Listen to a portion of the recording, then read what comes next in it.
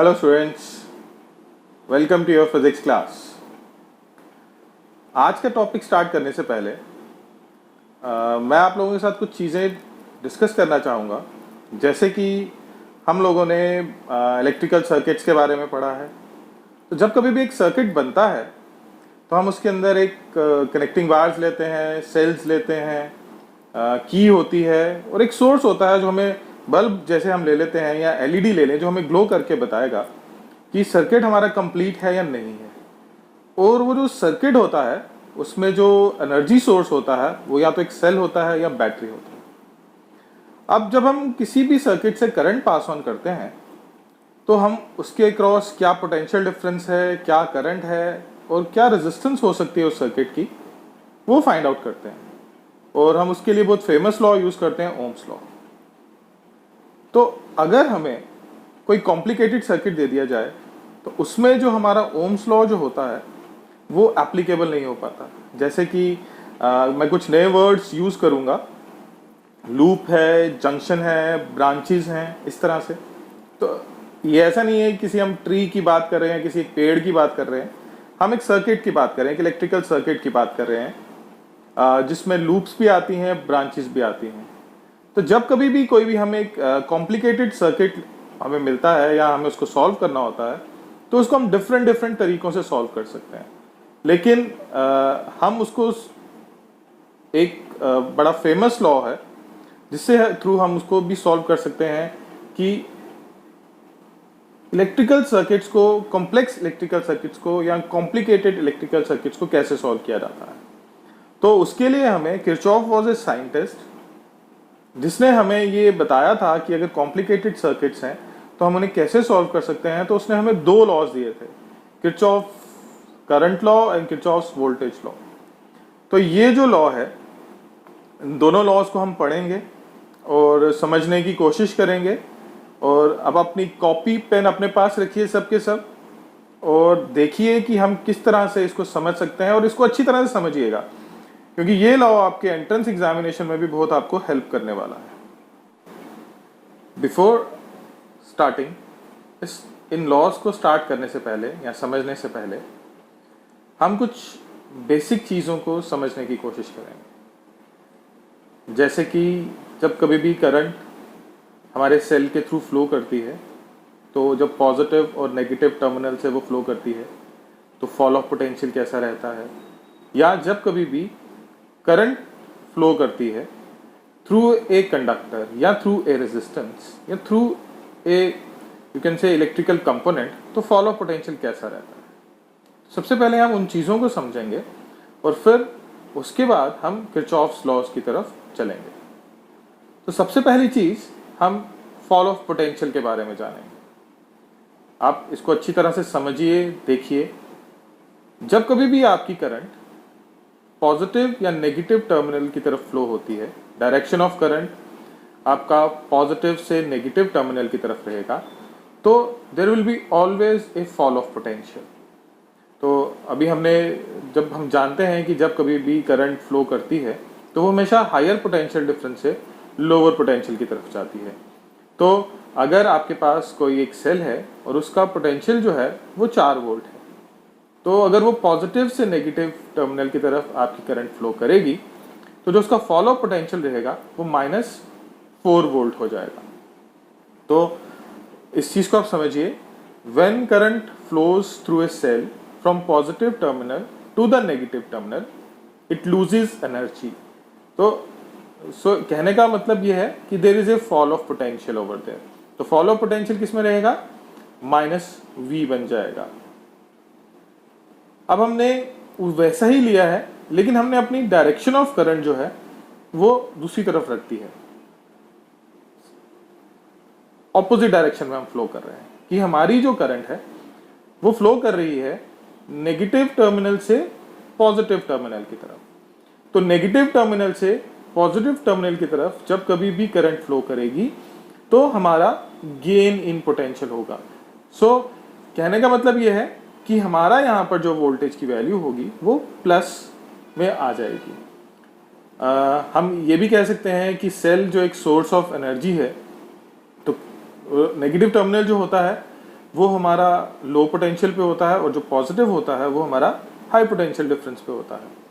तो जब कभी भी हमें लो से हाई पे जाना है तो हमें एक एक्सटर्नल सोर्स लगाना है, एक एक्स्ट्रा एनर्जी और एक एक्स्ट्रा एफर्ट देना है ताकि हमारा जो सर्किट है वो कंप्लीट रहे, उसके अंदर जो करंट जो फ्लो है वो होती रहे। तो ये जब कभी भी हमारी करंट नेगेटिव से पॉजिटिव टर्मिनल की तरफ फ्लो करेगी तो हमारा जो फॉल ऑफ पोटेंशियल रहेगा वो पॉजिटिव होगा। तो when current flows through a cell from negative terminal to the positive terminal, it gains some energy और there will be rise in potential. अब जब कभी भी करंट किसी भी कंपोनेंट, हम किसी भी के बजाय यहाँ रेजिस्टेंस की बात करते हैं, रेजिस्टेंस के थ्रू जब भी करंट फ्लो करती है so there is always a fall of potential over there. fall of potential, तो क्योंकि करंट जो है, जो रेजिस्टेंस जो है वो करंट को ऑब्स्ट्रक्ट करती है, फ्लो ऑफ करंट में ऑब्स्ट्रक्शन आती है। तो जब कभी भी current, whenever a current flows through a resistance in a circuit, there will be a fall of potential और वहाँ पे माइनस वी की वैल्यू आ जाएगी, या उसको हम माइनस आई आर भी लिख सकते हैं। तो डायरेक्शन ऑफ करंट हमने बताई है यहाँ पर, और रेजिस्टेंस के थ्रू जब कभी भी करंट फ्लो करती है so there will be a fall of potential. तो आई होप आपको ये तीनों चीज़ें समझ आई होंगी। जब कभी भी करंट आपकी पॉजिटिव से नेगेटिव टर्मिनल की तरफ जाएगी, it loses some energy, so there will be fall of potential. जब नेगेटिव से पॉजिटिव टर्मिनल की तरफ फ्लो करेगी, it gain some energy, there will be a rise in potential. और जब कभी भी करंट आपकी रेजिस्टेंस के थ्रू फ्लो करती है तो there will be a fall in potential over there. अब हम इसको एक न्यूमेरिकल पार्ट से समझने की कोशिश करते हैं। एक एग्जांपल ली है समझने के लिए, जिसमें मैंने एक सेल और दो रेजिस्टेंस ली और करंट की आप डायरेक्शन देख लीजिए, वो ए से बी की तरफ फ्लो कर रही है। तो पोटेंशियल डिफरेंस क्या होता है दो पॉइंट्स के बीच में? तो V A is the potential at A and V B is the potential at B. तो current is flowing from A to B. एक 2 ओम का रेजिस्टेंस है और एक 3 ओम का रेजिस्टेंस है और 4 वोल्ट का हमने सेल लगाया हुआ है यहाँ पर। तो अब आप देखिए इसको, पहला स्टेप क्या होता है कि जब कभी भी करंट फ्लो करती है through a resistance, there is a fall of potential, V is equal to I R. तो 2 एम्पेयर करंट है और 2 ओम आपकी रेजिस्टेंस है, तो ये हो जाएगा 4, लेकिन नेगेटिव होगा -4। तो fall of potential across the resistance VA -4, minus आएगा ना, ठीक है। हम 2 पॉइंट्स के बीच में VB पे हमने वैल्यू निकालनी है। अब स्टेप 2 में क्या हो जाएगा, अब करंट हमारी आगे फ्लो करेगी तो वो किसको इनकाउंटर करेगी? Positive terminal of the cell को। तो जब वो positive terminal of the cell को इनकाउंटर करेगी, so there is always a fall of potential जब हमारी करंट फ्लो करती है from positive to negative terminal. तो VA -4 हो जाएगा, रेजिस्टेंस वाला 4 भी साथ में आ जाएगा, तो -8। और जब हम स्टेप 3 लेंगे, स्टेप 3 में current will reaches your 3 ohm resistance. जब 3 ohm resistance, again there is a fall of potential. तो एक चीज इसमें याद रखिएगा कि करंट की डायरेक्शन में कोई चेंजेस नहीं आ रही है, वो सेम है, वो कांस्टेंट है, थ्रू आउट एक ही डायरेक्शन में फ्लो कर रही है। तो जब फॉलो पोटेंशियल आ जाएगा तो -6 वोल्ट, तो पहले था हमारे पास VA -8 और -6 और एड अप हो गया तो VA -14 बन जाएगा। तो follow potential eight B is VA -14। और अगर 2 के बीच में निकालना है तो VA -VB आ जाएगा, इक्वल टू 14 कर देंगे उसको हम, या VB -VA कर दीजिए, इक्वल टू -14 हो जाएगा। तो करंट की बात ये रखनी है आपने हमेशा याद कि जो करंट है आपकी वो एक ही डायरेक्शन में और स्ट्रेट फ्लो करेगी, एक ही डायरेक्शन में। क्लियर है? एक बार फिर से देखिए इसको। पहला step, current will be flowing from A point to B point, ठीक है जी। जब फर्स्ट रेजिस्टेंस के पास आएगी, there is a fall of potential, V is equal to I R, तो -4 VA -4 हो जाएगा। सेकेंड स्टेप, सेल की पे पहुंचेगी, fall of potential from positive to negative, तो -8 उसमें आ जाएगा, -4 is -8। Next is again the resistance, there will be again fall of potential तो -14। तो आपकी वो जो 3 पॉइंट्स हैं जो हमने पहले समझे, वो यहाँ पे आपको क्लियर करेंगे कि फॉलो पोटेंशियल कैसे होता है अक्रॉस ए गिवन रेजिस्टेंस, अक्रॉस ए गिवन सेल, और किस तरह से हम सर्किट में उसको सॉल्व आउट कर सकते हैं। ये बहुत एक सिंपल सी एग्जांपल है। अब हम एक एग्जांपल और लेते हैं, एक इलिस्ट्रेशन और लेते हैं कि अगर हमारे पास 2 सेल्स आ जाएं तो तब क्या होगा। अब देखिए यहां पर सेम है, फॉलो पोटेंशियल एट बी निकालना है, सब कुछ वही है। करंट 2 एम्पेयर है जो हमने ग्रीन से रिप्रेजेंट की है, जो फ्लो कर रही है from point A to point B, और जो पाथ है उसको रेड कलर से रिप्रेजेंट किया है हमने वी ए से वी बी तक जो जाएगा। 3 रेजिस्टेंसेस लिए हैं इसमें हमने, 2 ओम, 3 ओम एंड 6 ओम, और 2 सेल ले लिए हैं 4 वोल्ट और 8 वोल्ट के।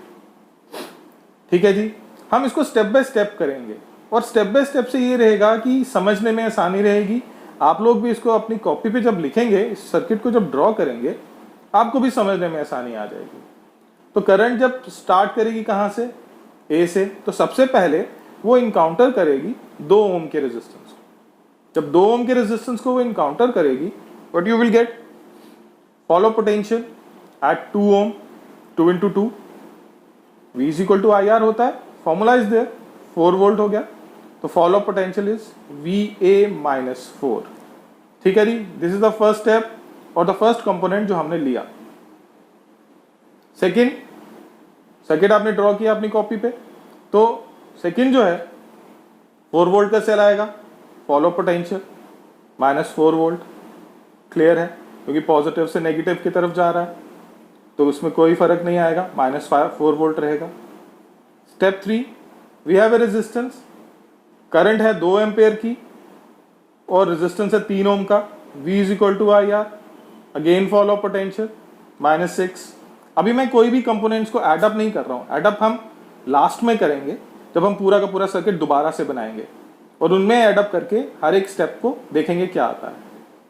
अब यहां पर उल्टा है, वहां पॉजिटिव से नेगेटिव जा रहा था, यहां नेगेटिव से पॉजिटिव है, तो हमारे पास there will be rise of potential. तो नेगेटिव से positive there will be rise of potential +8 volt रहेगा। तो यहां पे VA +8 हो जाएगा, क्योंकि हमने VB पे निकालना है ना फॉलो पोटेंशियल, VA पे तो निकालना नहीं है। और लास्ट है हमारा करंट जो है वो 6 एम्पेयर के 6 ओम की रेजिस्टेंस से फॉलो होगा, तो again fall of potential -12 volt, VA -12 आ गया। तो अब ऐसा करते हैं, इन सभी स्टेप्स को कंबाइन अप करते हैं। तो देखिए A से शुरू हुए, पहला क्या था, VA-4, ठीक है जी। सेकंड स्टेप VA-4, पीछे से हमारा फॉलो पोटेंशियल है एक पॉइंट पे, और अब वोल्टेज पे -4 आ गया, -8, क्योंकि पॉजिटिव से नेगेटिव करंट फ्लो कर रही है। अब अगला 3 ओम है, 2 ओम का रेजिस्टेंस, तो 6, अब उसके क्रॉस जो पोटेंशियल था वो VA-8 था, तो फॉलो पोटेंशियल क्या हो जाएगा, -6 VA-14। फोर्थ स्टेप, सेल के क्रॉस जो पोटेंशियल बनेगा, VA ही ट्रेवल कर रहा है सब जगह पे, तो यहां पर +8 हो जाएगा, बिकॉज हम नेगेटिव से पॉजिटिव टर्मिनल की तरफ फ्लो कर रहे हैं। तो VA-6 +8 करेंगे -6, और उसके बाद again fall of potential VA-6, 2 into 6 is 12, -12, तो VA-18। तो अब जो टोटल नेट पोटेंशियल आया हमारे पास at point B is VB is equal to VA-18। समझ में आई आप लोगों को बात की? एक बार फिर से इसको देखिए। पहला फॉलो पोटेंशियल, जब कभी B करंट रेजिस्टेंस से फ्लो करती है, देयर इज फॉलो पोटेंशियल, तो V is equal to I R होता है 2 इंटू 2 4, तो VA-4। पहला पॉइंट क्लियर।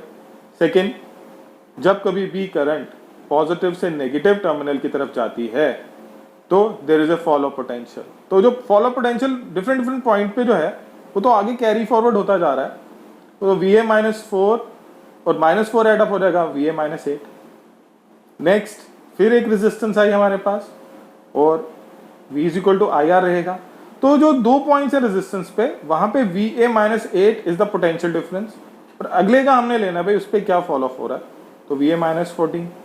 और उसके बाद हमने नेगेटिव से पॉजिटिव जब फ्लो करते हैं तो हमारी जो करंट है वो इंक्रीज करती है, सॉरी फॉलो पोटेंशियल जो है वो इंक्रीज करता है, तो +8, तो VA -6, और उसके बाद VA -6 -12, क्योंकि फॉलो पोटेंशियल है, रेजिस्टेंस के क्रॉस वो फ्लो कर रही है, -18। तो जो follow potential eight point B है वो आ गया VB = VA -18। तो direction of current will B only on one side, remember this thing, ये चीज याद रखिएगा। एक A से B फ्लो कर रही है, अगर आप B से A फ्लो कर रहे हैं तो पोलैरिटी उल्टी होती जाएंगी। फॉर योर, जहां आपने +8 लिखा है वहां -8 हो जाएगा फॉर सेल, और जहां आपने -4 लिया है वहां +4 हो जाएगा फॉर ए सेल। बाकी तो फॉलो पोटेंशियल सेम रहने वाला है। एक बार इसको आप दोबारा से देखिए और समझिए। आई होप ये क्लियर हुआ होगा आपको, पोटेंशियल कैसे ड्रॉप निकालते हैं किसी भी across the circuit, across A circuit कैसे निकाला जाता है, इसको आप नोट डाउन कर लीजिए। आई होप जो अभी हमने फॉलो पोटेंशियल के बारे में समझा वो हमें पूरा क्लियर हुआ होगा। तो मेक दिस ए पॉइंट कि जब कभी भी हमें फॉलो पोटेंशियल निकालना है अक्रॉस ए गिवन पॉइंट, तो हमें वहां पर देखना है कि करंट कैसे फ्लो कर रही है।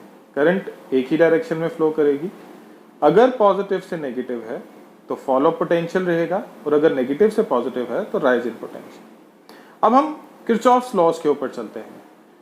बिफोर अंडरस्टैंडिंग किरचॉफ्स लॉज, हम सबसे पहले कुछ डेफिनेशंस को समझेंगे, ताकि जब हम किरचॉफ्स लॉ में वो सब चीजें समझें तो हमें उनको समझने में कोई परेशानी ना आए। तो सबसे पहले हम एक इलेक्ट्रिक नेटवर्क को डिफाइन करेंगे। इलेक्ट्रिक नेटवर्क क्या होता है? तो the term electric network is used for complicated system of electric conductors. तो 3-4 रेजिस्टेंसेस लगा दी, 2 बैटरीज लगा दी, 2 सेल लगा दिए, हैफेजेड मैनर में कहीं पर भी उनको इंसर्ट कर दिया जहां पर हमारा ओम्स लॉ एप्लीकेबल ना हो सके। तो इलेक्ट्रिकल नेटवर्क जहां पे करंट फ्लो कर रही है, जहां पे आपके पास रेजिस्टेंसेस हैं, तो एक इलेक्ट्रिकल नेटवर्क मैंने नीचे बनाया है जिसे आप देख पा रहे हैं। 3 रेजिस्टेंसेस हैं और 2 सेल लगाए हुए हैं। उसके बाद हम अपनी डेफिनेशन पे चलते हैं जिसको हम बोलते हैं जंक्शन। जंक्शन क्या है? Any point in an electric circuit where 2 or more conductors are joined together as junction। तो इसको हम नोड भी कहते हैं और ब्रांच पॉइंट भी कहते हैं। अभी हम ब्रांच को आगे डिस्कस करेंगे, लेकिन सबसे पहले हम जंक्शन समझ ले क्या है। तो अगर आप सेंटर वाली रेजिस्टेंस में देखिए, अगर कहीं से ऊपर वाला भी जो है वो पॉइंट से आपका जो है रेजिस्टेंस का जो सर्किट है वो जुड़ रहा है, और नीचे वाले रेजिस्टेंस है वो भी उसके साथ जुड़ रहा है, तो जहां पर आप समझ लीजिए कि 2 चीजें आगे मिल रही हैं या जुड़ रही हैं, उसको हम जंक्शन कहते हैं। तो ये जंक्शन मैंने बनाया है दोनों साइड पे, जहां पे 2 एरोज दिए हैं, these are called as your junctions. अभी जब हम इसको एक प्रैक्टिकलिटी में देखेंगे तो हमें वहां बिल्कुल क्लैरिटी आएगी कि जंक्शन क्या होता है। आगे आ गया लूप और ए मैश। सेम सर्किट है, सब कुछ वैसा ही है, कोई चेंजेस नहीं है। तो जहां पर जंक्शन के ऊपर वाला जो एक पोर्शन है, जहां पे 2 रेजिस्टेंसेस और एक बैटरी आती है, एक सेल आता है, that is called as a loop. उसको मैंने लूप 1 से डिनोट किया है, और दूसरे वाला जो नीचे वाला है वो लूप 2 आ जाएगा। तो ये आपका एक कंडक्टिंग पाथ है जो आपके इलेक्ट्रिकल नेटवर्क का हिस्सा है, जो एक लूप बनता है। फिर ब्रांचेस 1 2 3 ब्रांचेस हैं, इसमें 3 एरो से रिप्रेजेंट किया है मैंने। तो ये जो ब्रांचेस हैं यहां से करंट फ्लो करेगी, और जब ये तीनों ब्रांचेस किसी एक पॉइंट पे आके मिलती हैं तो वो जंक्शन बन जाता है, और जब 2 ब्रांचेस को हम इकट्ठा जोड़ के लेते हैं तो वो एक लूप बन जाता है, और जब हम तीनों को लेते हैं तो वो हमारा एक इलेक्ट्रिकल नेटवर्क बन जाता है। तो ये जो 3-4 छोटी छोटी डेफिनेशंस थी, जो चीजें थी, ये समझ होनी चाहिए। लूप क्या होता है, मैश क्या होता है, ब्रांच क्या होती है, जंक्शन क्या होता है। जंक्शन और नोड एक ही चीज है, उसको याद रखिएगा। अब सबसे पहला लॉ, किरचॉफ्स करंट लॉ, जिसको हम जंक्शन लॉ भी कहते हैं, करंट लॉ भी कहते हैं। तो ये क्या कहता है? ये कहता है, it states that the algebraic sum of current meeting at a junction, node भी हो सकता है, ब्रांच पॉइंट भी हो सकता है, पीछे हमने बात की, लेकिन अभी हम जंक्शन की बात करेंगे ताकि हमें क्लैरिटी रहे। In a close circuit is 0, summation of I is equal to 0, total currents is always equal to 0। किसी भी एक जंक्शन पे आपकी करंट आ रही है, पहुंच रही है, आ रही है, जा रही है, तो जो सम रहेगा करंट का वो हमेशा 0 रहेगा। ठीक है जी, वो हमेशा 0 रहने वाला है। तो जब कभी भी हम इस लॉ को लेते हैं तो हम इसमें कुछ एक साइन कन्वेंशन लेके चलते हैं। तो साइन कन्वेंशन क्या है? Current approaching the junction is taken as positive and current leaving the junction is taken as negative. तो जितनी करंट आएगी उतनी करंट जाएगी। ये चीज याद रखनी है आपने इस लॉ को याद रखना है कि जितनी करंट एक जगह पे आ रही है उतनी ही करंट आगे चली जाएगी, कहीं रुकने नहीं वाली। तो जितनी भी करंट होगी, समेशन ऑफ आई जो होगा वो हमेशा 0 के बराबर होगा। तो यहां पर एक छोटी सी डायग्राम है जिसको हमने समझ सकते हैं। एक जंक्शन लिया है हमने, पॉइंट O है जहां पे दिया हुआ है। तो आप देखेंगे 5 करंट्स हैं उसमें जो अप्रोच कर रही हैं या जा रही हैं। I1 है, I2 है, I3 है, I4 है, I5 है, जो हमने यहाँ रिप्रेजेंट किया है। तो आप देखेंगे I1 is approaching the junction, I2 is approaching the junction, I3 is leaving the junction, I4 is leaving the junction और I5 is also leaving the junction. तो किरचॉफ्स करंट लॉ क्या कहता है हमारे पास? The sum of currents is always equal to 0। अभी हम sign notation छोड़ देते हैं, तो अब क्या लिखेंगे? Summation of I equal to 0। तो कितना है समेशन? यहाँ 5 करंट्स हैं, I1, I2, I3, I4, I5 equal to 0। Total current 0 हो गई। लेकिन अब कुछ साइन कन्वेंशन है जो हमें फॉलो करना है। तो क्या आएगा? I1 के लिए पॉजिटिव, तो पॉजिटिव है यहाँ। I2 के लिए पॉजिटिव, पॉजिटिव है यहाँ, because it is approaching the junction. ठीक है जी। I3 will be negative because it is leaving the junction. I4 will be negative because again ये जंक्शन को छोड़ के जा रही है। और I5 भी नेगेटिव क्योंकि ये भी करंट को छोड़ के जा रही है। तो I1 plus I2 minus I3 leaving the junction minus I4 minus I5 equal to 0। तो जो नेगेटिव वाली जितनी भी टर्म्स हैं हम उसको 0 वाली तरफ, राइट हैंड तरफ शिफ्ट कर देंगे। तो जब हम उसको शिफ्ट करेंगे तो I1 plus I2 is equal to I3 plus I4 plus I5। तो क्या अभी स्टार्टिंग में हमने क्या बोला कि जितनी करंट आएगी उतनी करंट बाहर चली जाएगी, रुकेगी नहीं एक जगह। तो incoming current is equal to your outgoing current. Clear है? दोबारा से, current approaching the junction should be taken as positive, current leaving the junction should be taken as negative. तो I1 plus I2 plus I3 plus I4 plus I5 equal to 0। But sign convention लेना है, I1 और I2 positive क्योंकि वो approach कर रहे हैं, I3, I4 और I5 नेगेटिव क्योंकि वो जंक्शन को छोड़कर जा रहे हैं। तो इनकमिंग करंट किसके बराबर है? आपकी आउटगोइंग करंट के। तो ये चीज याद रखिएगा। देख लीजिए एक बार फिर से। अब यहां पर हमने उसको यूज किया है summation of I equal to 0। जितनी करंट आएगी उतनी ही करंट जाएगी। तो यहां पर अब हमें मालूम है कि करंट की डेफिनेशन क्या होती है? Rate of change of charge divided by time. तो delta q by delta t आ जाएगा इक्वल टू 0 और summation of charge is equal to constant. तो कहने का मतलब ये हुआ कि ये जो आपकी लॉ है it is based on the law of conservation of charge. Charge remains constant, there is no change in charge. तो कहने का मतलब ये हुआ कि जब कभी भी हमारा चार्ज किसी जंक्शन पे पहुंचेगा वो एक जगह एक्यूमुलेट नहीं होगा। वो जो ही एक जंक्शन पे पहुंचेगा वो त्यों ही नेक्स्ट जंक्शन की तरफ चला जाएगा, बाहर की तरफ चला जाएगा। अगर बाहर से वो अंदर की तरफ आया तो दूसरे जंक्शन की तरफ चला जाएगा।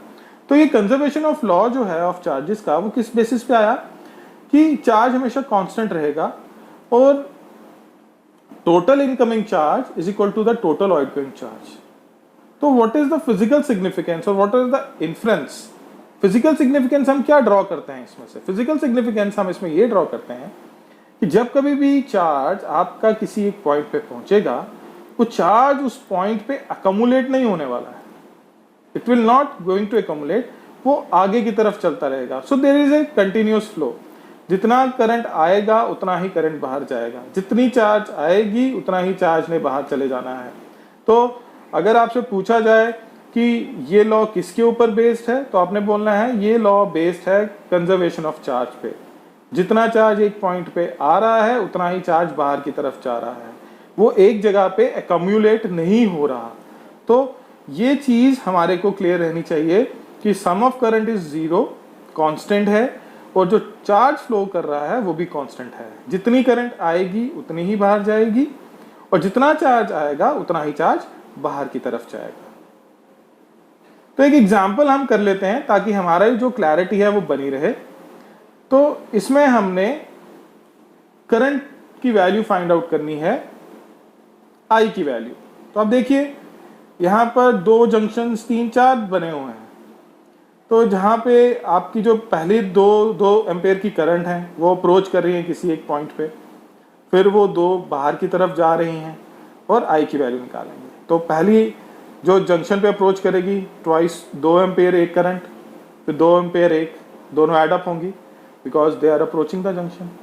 2 + 2 विल बिकम 4, और वही करंट एक जंक्शन से बाहर चलेगी तो -1 एम्पेयर, और फिर वो आगे चल रहा है, चार्ज एक्यूमुलेट नहीं हो रहा कई जगह पे, ये भी देखिएगा आप, charge is not getting accumulated anywhere.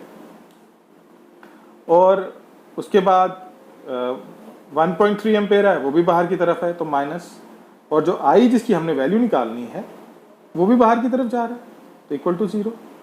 तो 4 एम्पेयर बनेगा, टोटल एडअप करेंगे जो सम वाली होंगी, और जो लीविंग जो छोड़ के जा रही हैं जंक्शन को उनको अलग से एडअप करेंगे। तो हमारे पास आ गया 1.7 एम्पेयर। डायग्राम को अच्छी तरह समझिए, दिमाग में ये चीज डाल लीजिए। Current approaching the junction is taken as positive and current leaving the junction are taken as negative. It is based on the conservation of charge. Incoming charge is equal to your outgoing charge. There is no changes over there. तो इसका physical significance क्या है कि charge हमारा किसी भी एक point पे एक्यूमुलेट नहीं होगा, किसी भी एक जंक्शन पे एक्यूमुलेट नहीं होगा, वो ट्रेवल करता रहेगा। नोट डाउन कर लीजिए, इसको देख लीजिए। आई होप आपको ये क्लियर रहा होगा।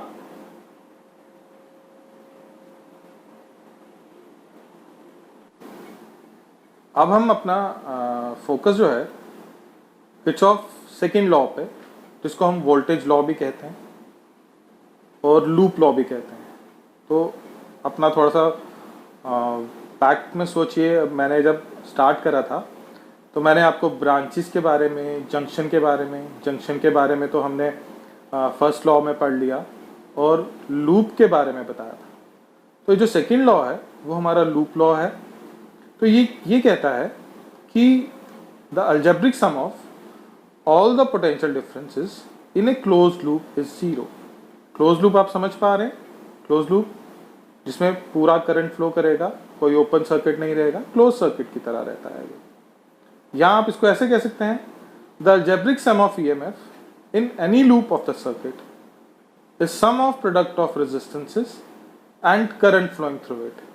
लेकिन आप इसको आसान भाषा में ये समझिए कि जितने भी पोटेंशियल डिफरेंस है आपका एक सर्किट के अंदर, उसका सम जो रहेगा वो 0 के बराबर रहेगा। तो पोटेंशियल डिफरेंसेस जो हैं वो हमारा IR के बराबर होता है। Fall of potential, rise of potential की हम बात करें, अभी हम उन सब चीज़ों पे नहीं जा रहे जो हमने अपने स्टार्टिंग में इस चैप्टर में पढ़ी, सॉरी इस टॉपिक में पढ़ी। अभी हम सिर्फ बात करेंगे कि सेकेंड लॉ ये कहता है कि sum of potential differences is always equal to 0। तो इसको नोट डाउन कीजिए और समझिए क्या है। जिस तरह से हमारे पास जंक्शन लॉ के लिए कुछ रूल्स थे, कुछ साइन कन्वेंशंस थी, उसी तरह से इसके लिए भी कुछ साइन कन्वेंशंस हैं जो हमें फॉलो करनी है। साइन कन्वेंशंस हम फॉलो करेंगे, लेकिन जब आप सर्किट में जाएंगे, सर्किट के लिए जब हमें कुछ सॉल्व करना है, तो हम वहाँ पे एक थंब रूल रखेंगे अपना, बिल्कुल सिंपल और आसान तरीके से समझने की कोशिश करेंगे। तो सबसे पहला ये क्या कहता है, the algebraic sum of all potential differences in a close loop is 0। तो delta V is equal to 0 रहेगा, या the algebraic sum of your EMFs is equal to the product of current and the resistance flowing through it. Note down कर लीजिए इसको। चलिए, तो जो आपका किरचॉफ सेकंड लॉ है, it is based on the law of conservation of energy. तो जैसे कि इसमें हमने बोला कि जो फॉल ऑफ पोटेंशियल है या जितने भी सम ऑफ पोटेंशियल डिफरेंसेस हैं वो इक्वल टू जीरो रहेंगे। तो पोटेंशियल डिफरेंसेस कब होते हैं? जब करंट फ्लो करती है, कहीं पे हमें energy come, fall of energy होती है जैसे कि फॉल ऑफ पोटेंशियल, और कहीं पे इंक्रीज ऑफ एनर्जी होती है, राइज इन पोटेंशियल। नेगेटिव से पॉजिटिव आपका राइज इन पोटेंशियल है, पॉजिटिव से नेगेटिव आपका फॉल इन पोटेंशियल है।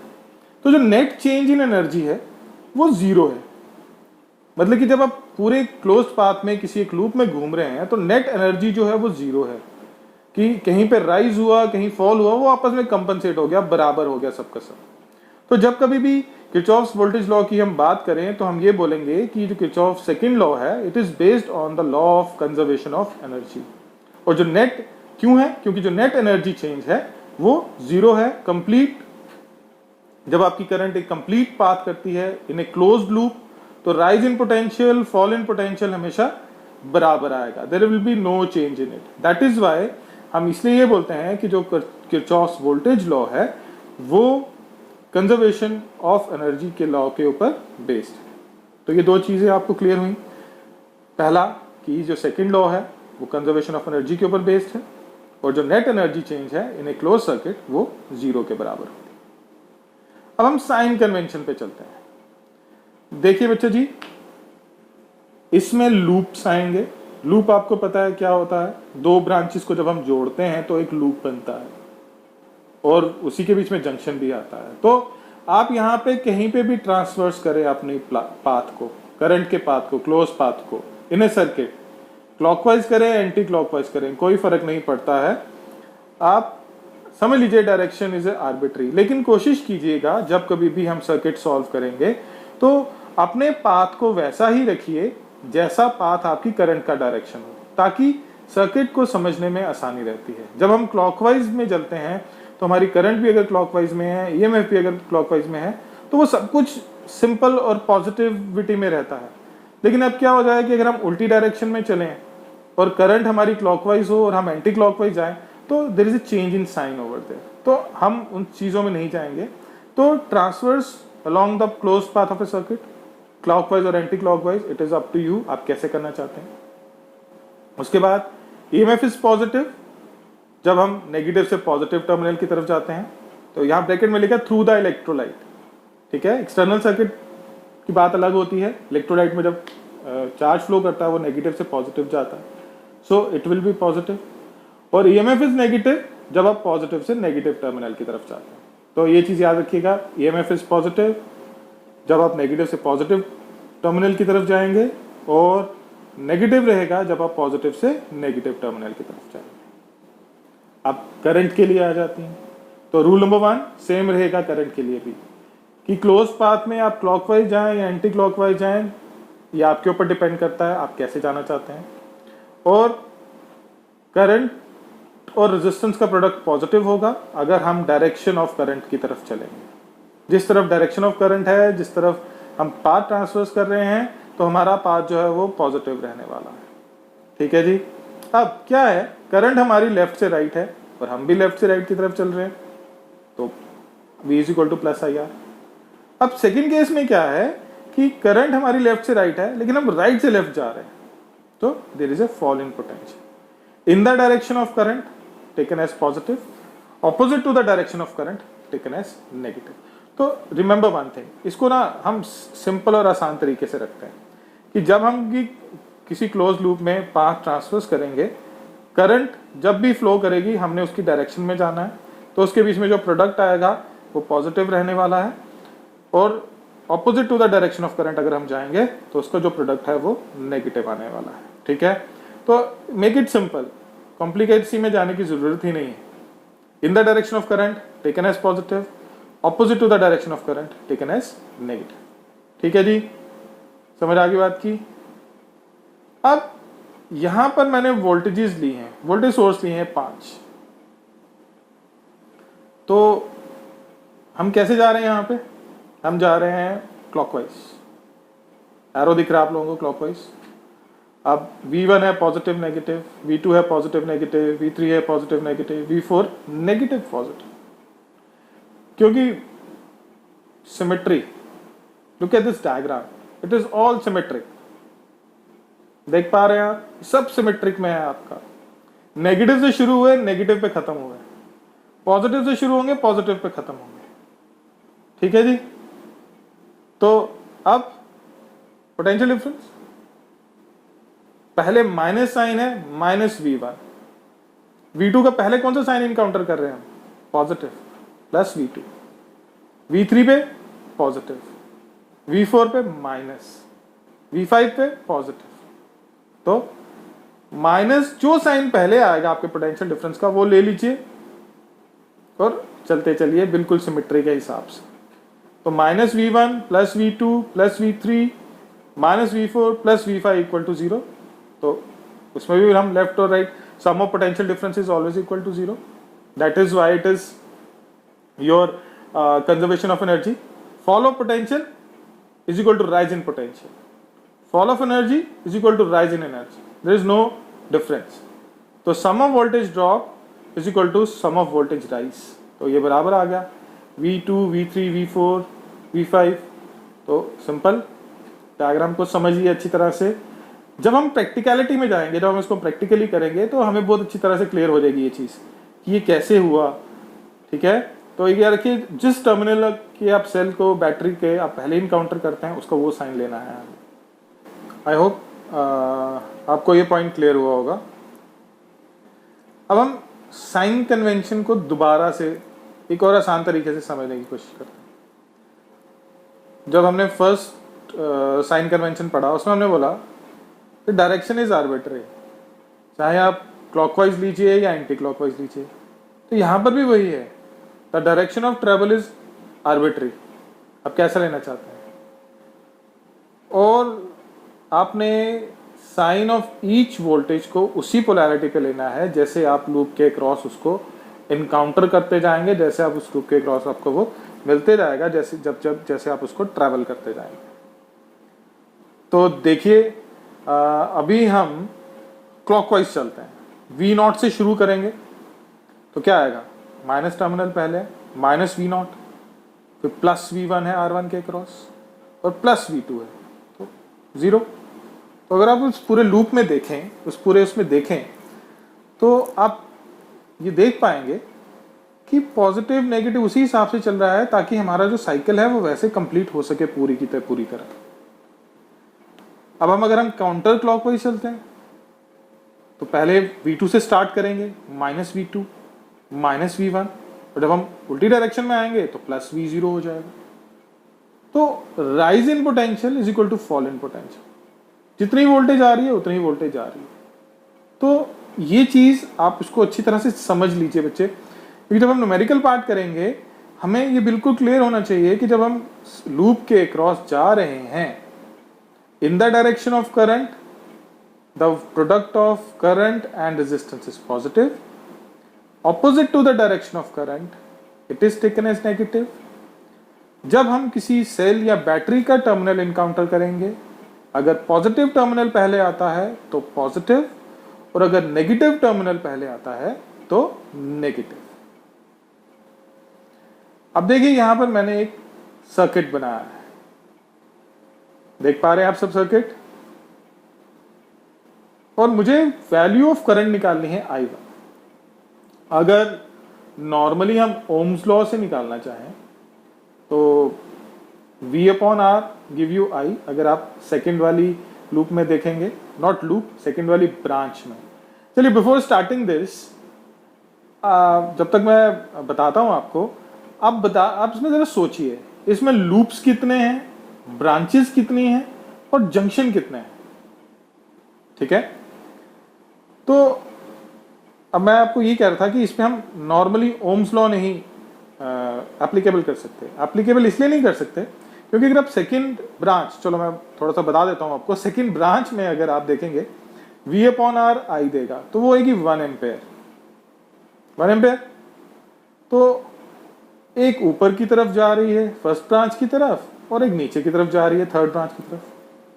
0.5 लेकिन कितनी, जरूरी तो नहीं है ना 0.5 ही चल जाएगी। एक जगह पे वोल्टेज की बैटरी की वैल्यू ज्यादा है, तो वहां पे भी हम, वहां पे तो V/R, वहां पे 4 आ गई, तो एक कहाँ जा रही है, 4 कहाँ जाएगी।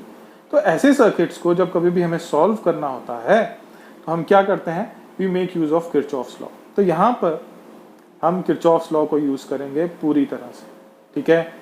तो मैंने आपको अभी इससे पहले बोला कि आप जरा आइडेंटिफाई कीजिए लूप्स कितने हैं, ब्रांचेस कितनी हैं, और जंक्शन कितने हैं। है आपका ये इलेक्ट्रिकल सर्किट, रेजिस्टेंस है, सेल है, सब कुछ है इसमें।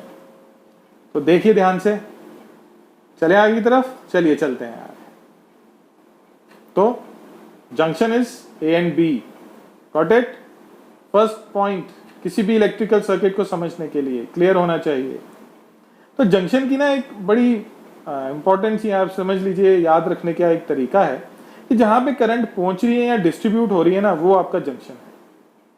2 करंट्स 3 करंट्स जहां पे डिस्ट्रीब्यूट होंगी या एडअप होंगी या माइनस होंगी, वो आपका जंक्शन है, ठीक है जी। तो आप देखेंगे यहाँ I1 और I2 जो है वो डिस्ट्रीब्यूट हो रहा है, ठीक है जी। लूप्स 2 हैं, एक ऊपर वाला, किसी भी डायरेक्शन में चलो, जो आपकी मर्जी है। ACDB ले लो, ACDBA, देखिएगा हमेशा क्लोज लूप बनाना है आपको, ये याद रखिएगा। ACDBA ले लीजिए, ABDCA ले लीजिए, AGFBA ले लीजिए, ABFGA ले लीजिए। लेकिन बच्चा जी एक चीज याद रखिएगा कि इन द डायरेक्शन ऑफ करंट चलेंगे, हमें कोई परेशानी नहीं आने वाली, कोई परेशानी नहीं आने वाली। क्लॉकवाइज लें, एंटी क्लॉकवाइज लें, जब आप in the direction of current चलोगे तो ये एंटी क्लॉकवाइज चल रहा है, ठीक है ना, ऊपर वाला लूप। और अगर हम नीचे वाले लूप में चलेंगे in the direction of current, तो ये एंटी क्लॉकवाइज चल रहा है, ठीक है, ठीक है जी। आप लूप चाहते हो मैं डी से शुरू करूं तो DBACD बन सकता है। आप चाहते हो लूप में सी से शुरू करूं, CDBAC बनेगा, क्लोज लूप, हमेशा ये याद रखिएगा। तो जंक्शन 2 आगे, लूप्स 2 आगे और ब्रांचेस 3 है। CD एक ब्रांच आ गई, AB दूसरी ब्रांच आ गई और GF आपकी तीसरी ब्रांच आ गई। क्लियर है बच्चा जी?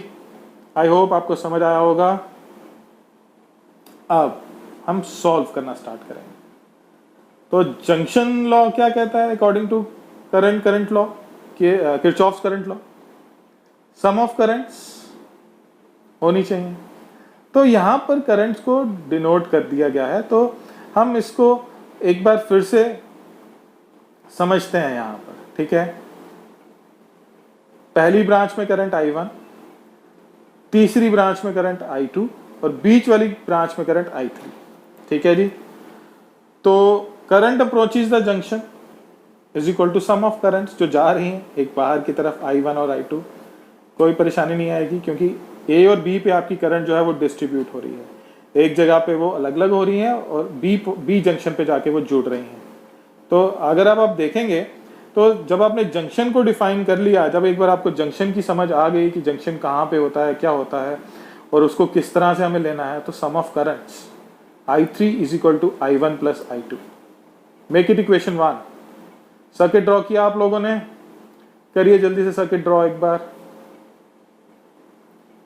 I'll be standing, I'll be waiting, कुछ देर के लिए आपका मैं वेट करता हूँ। लूप्स, जंक्शन, ब्रांचेस मैंने इस स्लाइड पे भी लिखी हैं ताकि आपको याद रहे। जंक्शन A और B आ गया, लूप्स आपके 2 आ गए और ब्रांचेस आपकी 3 आ गई, ठीक है। और current at a junction, sum of currents, तो I3 is equal to I1 plus I2 लिया है, ठीक है। I1 आपकी C और D वाली ब्रांच में है और I2 जो है वो आपकी G और F वाले ब्रांच में है, ठीक है जी। नोटेड। आई होप आप सबने ड्रॉ कर लिया होगा ये। I3 is equal to I1 plus I2 आएगा इसमें, क्योंकि वो जंक्शन A पे आपकी करंट डिस्ट्रीब्यूट हो रही है और B पे वो दोबारा मीट आउट हो रही है, ठीक है। दिमाग में एक चीज और, जब हम अगली स्लाइड में जाएंगे, एक चीज दिमाग में ये डालनी है आपको। क्या डालनी है? कि मुझे इन द डायरेक्शन ऑफ करंट चलना है। जब मैं इन द डायरेक्शन ऑफ करंट जा रहा हूं, क्लॉकवाइज एंटी क्लॉकवाइज वहीं से मेरे लिए सेटल हो जाएगा। डायरेक्शन इज आर्बिट्री बच्चे, आपकी मर्जी है, आप क्लॉकवाइज लीजिए, एंटी क्लॉकवाइज लीजिए, लेकिन हमेशा कोशिश कीजिए कि आप in the direction of current चलें। In the direction of current बहुत हेल्पफुल रहता है न्यूमेरिकल्स समझने के लिए। अब देखिए मैंने यहाँ पे 2 लूप्स में डिवाइड किया है आपके, ठीक है। आपकी इच्छा है, आपकी मर्जी है। मैंने यहाँ से ए से स्टार्ट किया है, ए सी डी बी ए, देख पा रहे हैं आप, ए सी डी बी ए, ठीक है बच्चे।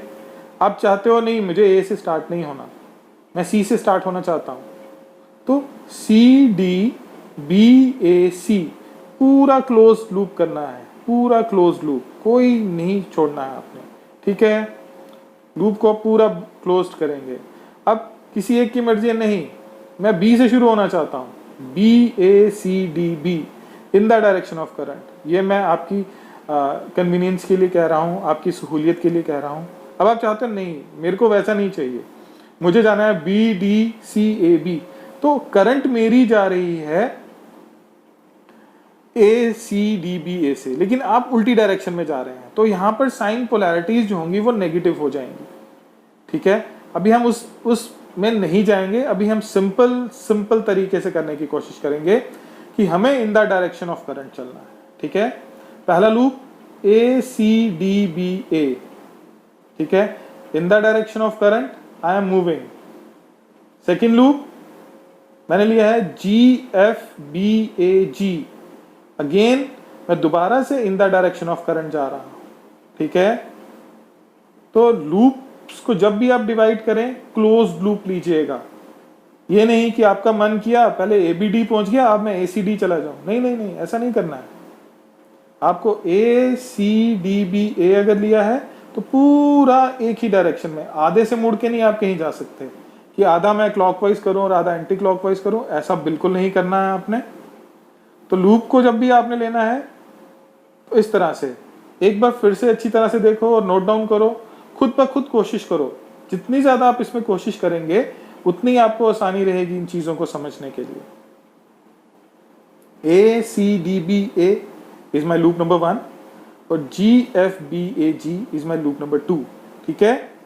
अब हम इसको सॉल्व करेंगे, मुझे करंट की वैल्यू क्या निकालनी है I1, तो अब हम इसको सॉल्व करेंगे। देखो बेटा, loop A C D B A, ठीक है। जंक्शन लॉ हम पहले लगा चुके हैं, इक्वेशन 1 दे चुके, I3 is equal to I1 plus I2। अब आप देखो ए से शुरू किया, सी तक गया, कोई रेजिस्टेंस इनकाउंटर नहीं करी मैंने। जब कोई रेजिस्टेंस इनकाउंटर नहीं करी, सिंपल I1 उसमें फ्लो कर रहा है। अब हम आगे की तरफ चलेंगे तो रेजिस्टेंस आ गई, ठीक है, ठीक है।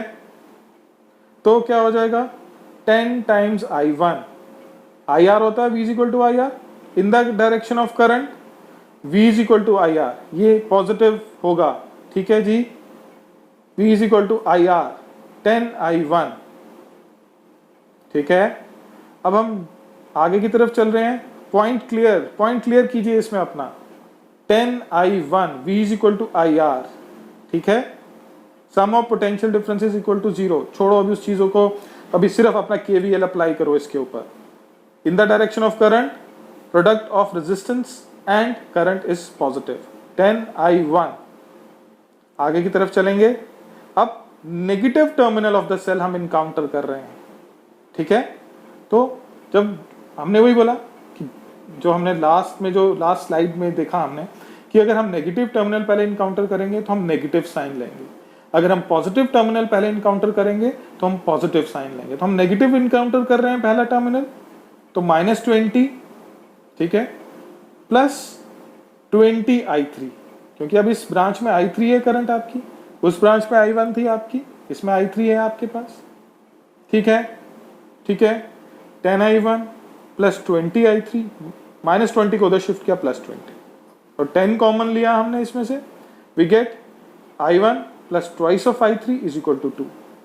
इसको इक्वेशन नंबर 2 बनाएंगे। एक बार फिर से ध्यान से, in the direction of current हम जा रहे हैं, A C D B A, V is equal to IR पहला in the direction of current है तो पॉजिटिव रहने वाला है, तो पॉजिटिव, नेगेटिव टर्मिनल हमने इनकाउंटर किया तो -20, और उसके बाद in the direction of current हम चल रहे हैं, V is equal to IR 20I3, ठीक है, और साइन को हमने इंटरचेंजिंग शिफ्टिंग किया और हमारे पास ये इक्वेशन बनी, ठीक है, clear. Give it equation number 2, 1 already बनाई हमने जंक्शन लॉ पे, ठीक है जी।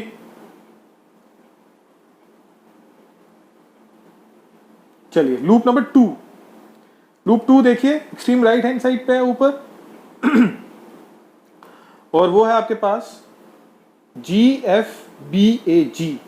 मैं बेटा इन द डायरेक्शन ऑफ करंट चल रहा हूं, आप चाहते हो AGFBA लेना चाहते हो, AG से शुरू करो, कोई परेशानी नहीं, कोई इश्यू नहीं, बट जो भी लूप लेना उस लूप को क्लोज करना है आपको, ये याद रखिएगा, GFBAG, ठीक है। तो जब मैं G से स्टार्ट कर रहा हूं तो negative terminal of a cell मैं इनकाउंटर कर रहा हूं, नेगेटिव टर्मिनल आ गया -40, बिल्कुल ठीक, -40, 10 times I2 in the direction of current है, फिर -20, वाई -20, अगेन नेगेटिव टर्मिनल पहले आ रहा है हमारे पास, +20I3, और A पे लूप आपका खत्म, सॉरी G पे लूप आपका खत्म, दोबारा से GFBAG, ठीक है, -40, क्यों, negative terminal of the cell, 10I2 in the direction of current, product of resistance and current should be positive, plus 10I2, again negative, -20, क्यों -20, नेगेटिव टर्मिनल इनकाउंटर किया पहले हमने, ठीक है, और +20I3, क्यों 20I3, क्योंकि product of your current and resistance is 20 into I3, ठीक है, समझ आ गई बात की, 10I2 + 20I3 is equal to 60, -20 -40 -60 होता है, और जब हम उसको राइट हैंड साइड की तरफ लेंगे तो वो +60 बन जाएगा, और यहाँ पे फिर हम 10 कॉमन ले लेंगे तो हमारे पास इक्वेशन बनेगी I2 + twice of I3 is equal to 6।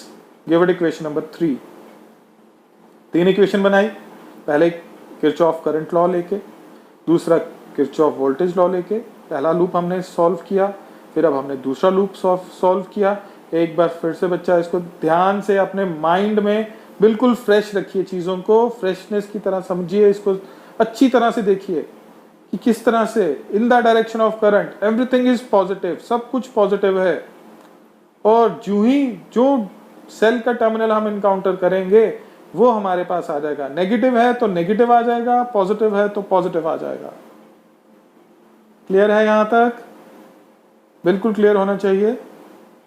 और अब हम यहां पर तीनों इक्वेशंस ले आए, I3 is equal to I1 + I2 पहली इक्वेशन थी, I1 + twice of I3 is equal to 2 second equation थी, I2 + twice of I3 is equal to 6 third equation जो हमने सेकेंड लूप में बनाई।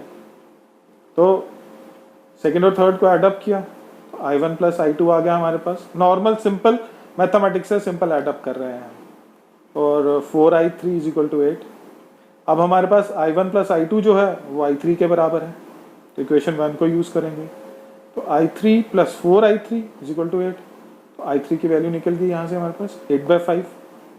सिमिलरली हम I1 की वैल्यू निकालेंगे और सिमिलरली I2 की। तो अब आप देखेंगे I3 is equal to I1 + I2 आ रहा है, ठीक है, I1 इज -6/5, I2 इज 14/5 और I3 इज 8/5, तो बराबर है। देखिए कितने सिंपल तरीके से हमने कॉम्प्लिकेटेड सर्किट को सॉल्व कर लिया। देख लीजिए इसको दोबारा से, कैलकुलेशन आप खुद करेंगे तो ज़्यादा अच्छा रहेगा, क्योंकि आप खुद उसको कर पाएंगे, समझ पाएंगे कि हम जो नॉर्मल मैथमेटिक्स ले रहे हैं किस तरह से उसको सॉल्व कर पा रहे हैं, ठीक है। तो बच्चे आई होप आपको यहाँ तक समझ आया होगा, Kirchhoff's current law, Kirchhoff's voltage law, और उससे पहले जो हमने फॉल ऑफ पोटेंशियल समझा। तो हर एक चीज़ को समझने के लिए डिफरेंट रूल्स हैं। तो किरचॉफ करंट लॉ जो हमने पढ़ा उसने हमें बताया कि चार्ज कंजर्व रहता है और current approaching the junction is equal to current leaving the junction. किसी बुक में आपको नोड के बारे में पता चलेगा तो वो मत सोचिएगा कि हमने फर्स्ट लॉ नहीं पढ़ा, उसको हम नोड लॉ भी कहते हैं। तो किसी बुक में आप जब वोल्टेज लॉ पढ़ रहे होंगे तो हो सकता है कि पोलैरिटीज उल्टी दी हों, तो बच्चे घबराना नहीं है। जब आप उसको शिफ्ट करेंगे तो वो बराबर ही आएंगी, क्योंकि जब आप V = IR ले रहे हैं, यहां तो हम 0 लेके चल रहे हैं सब कुछ, लेकिन ये सबसे आसान और सिंपल तरीका है आपके किसी भी कॉम्प्लिकेटेड सर्किट को सॉल्व करने का। और हमेशा जब कभी भी सर्किट को, जब आप इस सर्किट को सॉल्व करें यूजिंग किरचॉफ्स करंट लॉ या यूजिंग किरचॉफ्स वोल्टेज लॉ, तो माइंड में एक चीज हमेशा रखिए कि मुझे इन द डायरेक्शन ऑफ करंट जाना है, ठीक है, और वहीं से मैं क्लॉकवाइज और एंटी क्लॉकवाइज बना दूंगा। लेकिन आप क्लॉकवाइज जा रहे हैं और डायरेक्शन उल्टी की तरफ चल रहे हैं तो पोलैरिटीज बदलेंगी, नेगेटिव हो जाएगा, ठीक है बच्चे।